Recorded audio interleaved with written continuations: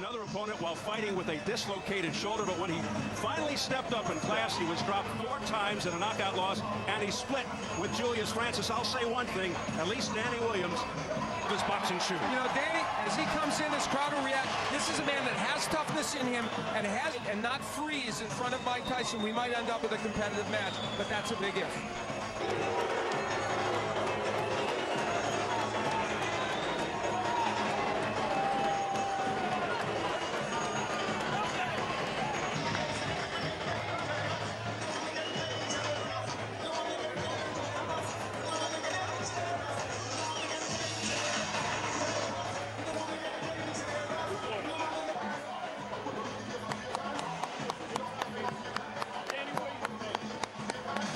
Danny Williams, along with this huge crowd here at Freedom Hall in Louisville, Kentucky. How does he look to you there? Well, here's what he's waiting for. This crowd already sees it. Giant screen over the ring.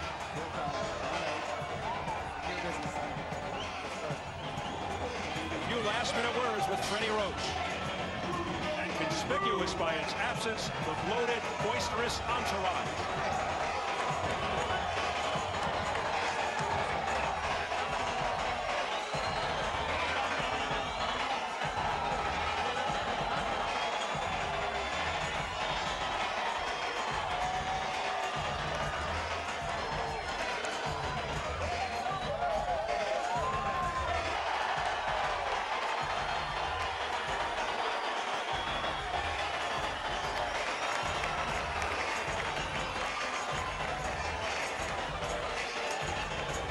This is what he said he missed the most, aside, of course, from the money, the cheering. High 265.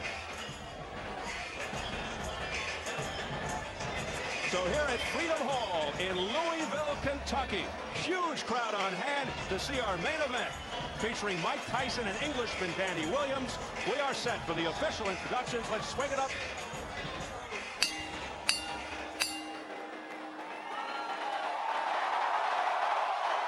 Ladies and gentlemen, a very good evening to you and welcome to Freedom Hall here in the beautiful city of Louisville, Kentucky, as we present our featured bout of the evening, brought to you by Straight Out Promotions in association with Corona, Lusser, Mallard, Cassidy, and Paula McClellan. Our physicians at ringside, Dr. Jack Locke and Dr. Mark Wheeler. Timekeeper at the bell is John Cooper, keeping count of the knockdowns, Hector, with our main event of the evening, 10 rounds of boxing scheduled in a heavyweight special attraction. And now, ladies and gentlemen in attendance and boxing fans joining us around the world, live from Louisville, Kentucky, it's showtime! 3 losses with 26 wins coming by way of knockout. Ladies and gentlemen, please welcome the former British and British Commonwealth heavyweight champion, introducing Danny Williams. New York. He weighed in at 233 pounds. His record, 50 wins, 4 losses, 2 no contests, with 44 wins coming by way of knockout. He is currently ranked the number 8 heavyweight by the WBC. Tonight, he is making his return to the ring. Ladies and gentlemen, Mike Tyson.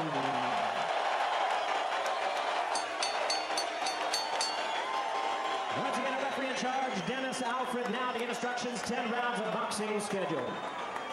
Gentlemen, we went over the rules in the dressing rooms. I expect a good, clean bout. Protect yourself at all times. Obey my commands. Mike Tyson before a fight. For the record, 22 of Tyson's 44 knockouts in round 1, including his last fight, 49 seconds in. His fastest knockout, 30 seconds in, against Marvis Frazier almost exactly 18 years ago, July 26th of 1986. Danny Williams feels Tyson will rush in to try and take him out early. What else is new? But Freddie Roach told us he's trying to bell. We're underway. And Danny Williams goes right in and looks to trade. And that could be a huge mistake. Tyson going right to the body. And he wants to tie Tyson up on the inside. They've been working on that, and we'll see how effectively we can do it. Once again, Tyson really belting to the midsection. Being cautioned by the third man of the ring, Dennis Alford, to keep the punches up. These are vicious punches by Tyson. Fight. He's never been in a fight of this magnitude, and boy, referees are tested in Mike Tyson fights for a variety of reasons. Danny Williams, no stranger to fouling. He just used his elbow. He's been cited for low blows in a couple of fights back in England. Tyson digging to the body. Left hook to the jaw. Another left hook upstairs. A left uppercut staggers Williams. Holds on for dear life. You know, Freddie Roach has to like this, even though it looks like he's hurting Williams early. He's doing it the way Roach wants him to, throwing good combinations on the inside and tremendously good left hooks.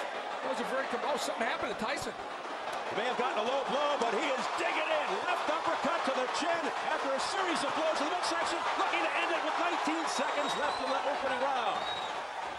By Williams, that one got through, then to the belly. Mike, keep him up. Oh, Tyson. That's the hardest feeling inside the way. Take your shield up.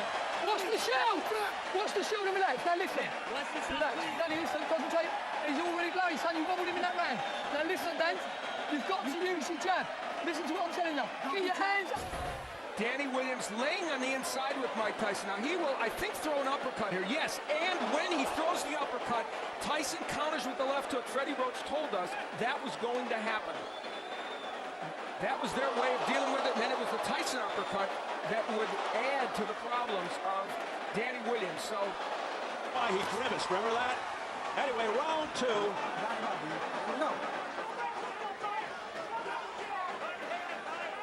Danny Williams told us he wants to take this fight to the 4th or 5th or 6th round, but the problem is, if you take this much punishment, can you sustain to that point, and what will you have left yourself?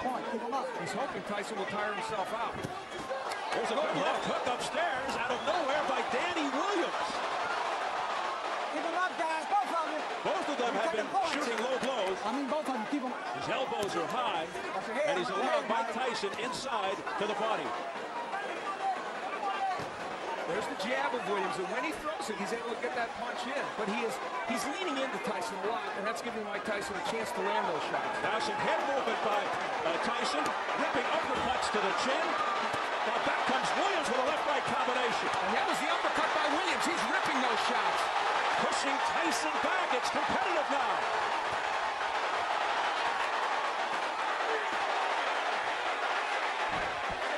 Getting the job done. Round 3 scheduled for 10. Tyson, who had Williams in trouble in the opening round, and Williams gets to round 3.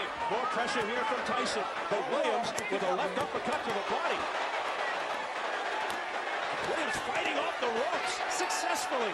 You know, a key element of this is the body work of Williams. He is really making an impact. There's some blood on the head of Danny Williams now. Out. Box. Another warning for using the forearm by Dennis Alford to Danny Williams. But man, he has shown some heart here, and he and Tyson have put on a great show over the first several rounds. 10 seconds. Oh, what a left hand. That sent Williams off balance. And then Tyson just missing at the bell.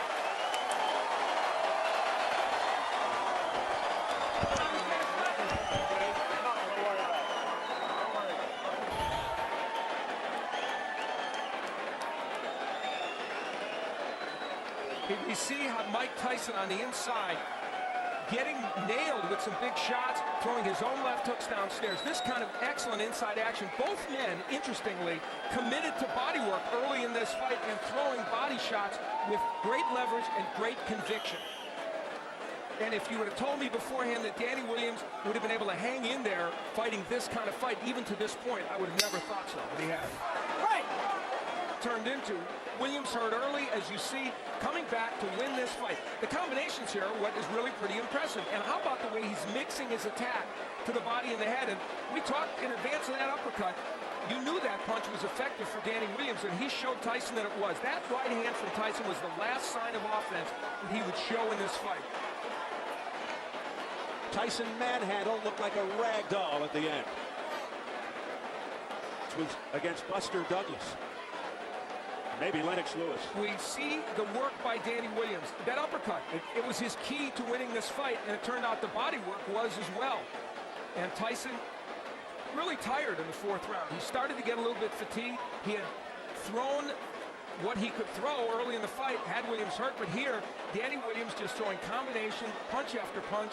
Tyson without a defense, and you see the reason he can do this to Tyson is instead of throwing left hooks that are going to miss, he throws effective uppercut in the fourth round. He just flat fatigued. You could see it. It was obvious. He was flat-footed, and then he got pummeled to the deck. And the look of resignation on Mike Tyson's face tells it all. And even though the count may have gone a little long, still Mike Tyson was not. Are we looking at the end of a career? Jimmy Lennon Jr. has the official announcement.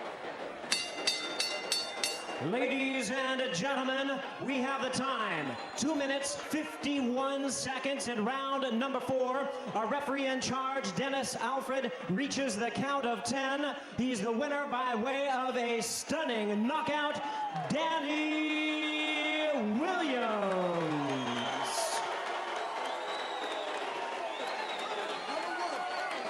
As you look at Danny Williams, nothing but shock, utter shock on the face of Mike Tyson.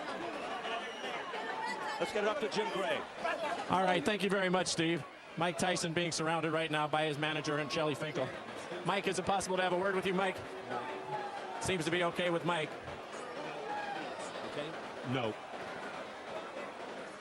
Mike Tyson not wanting to speak to us right now. A difficult moment for him, Steve. We'll get Danny Williams and try Mike. Yes. Why did you make the decision to go toe-to-toe with Tyson, particularly after getting rocked there in the first and second rounds? You know, the thing is, the way Tyson fights, I went in with the plan to jab and move, but the way he fights, when he hits you with a good shot, you want to get one back on him. I suppose that's inexperience. But I showed that I'm a warrior. I've boxed with a dislocated shoulder. I went toe-to-toe with Mike, and I came out on top. Alhamdulillah. Praise be to Allah. Were you holding on for dear life there in the first round? Were you out on your feet? No. He hurt me for maybe a few seconds. I obviously had to hold on. I'm not going to keep fighting if I'm hurt. And then I came back boxing smart. Excuse us for the interruption, Danny. We were trying to get Mike before he left the ring. So take us through now. You were penalized for an elbow. You were penalized for a low blow. You're losing points. You were getting knocked around in the first round, and you still had the wherewithal to continue. Yeah, but you know, if you watch any of my fights, the first few rounds are always my worst, but I'm always come back from that because I've got heart. People don't think I've got heart for some reason, but I've got loads of heart. No one gave you a chance. You were a 9-1 under. Mike Tyson was 38 years old and been out of the ring for 17 months, so I knew I had the capabilities of beating him, no doubt. Alhamdulillah. Thank you to Samson for making the match. Did he resemble anything to you that you had studied in his films? I don't know, I'm going to have to watch the tape, but his power certainly did. He's got tremendous punching power.